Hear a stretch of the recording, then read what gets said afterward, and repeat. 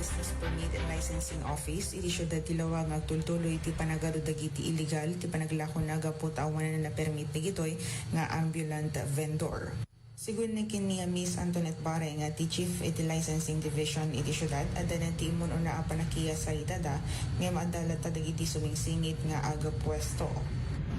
At damit ket dagiti nakapermit ijayen gem dete kaputa masang umay dete palaro adu dala ta dagiti mapansumingsingit kasi kayat na sakbayan dite kwanto ti palaro iso nga adu lata dagiti umay mga lati permit na ngem hangkumit nga pinalubusan idanuhan nga ada pestuda dyan. Iso nga dapat mangkita dagim adan sa ibagbagada nga pagpestuan dan dumiman ko kay nga inikan idati permit na ijay dakmit pay sigurado dito pagpestuan da ibagbagada.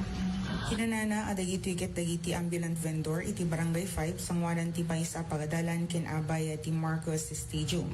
Ilawlawag na dagiti iket paset payen anti manamnama apan nakaisayang kat ti palarong pambansa isud gapon nga umad adulat ta dagiti illegal ti panagapwesto na. Imbatad na nga dada dagiti nagturong ito opisina tapon mga lati permit ngem saan na nga inikan dagitoy no awan na ti bukod da pwesto iti nasa o lugar. No pay kasta posible nga addan tumetlae nga pakaipwestoan dagitoy ngem saan na payla nga inikan idaging nga natawan na ti sigurado a pagplastaran da. Imuna namin din nga daiti panakikoordinara ti Licensing Division iti unig ti barangay tapos makapagtitinulong da sikna na ti daytoy abanag.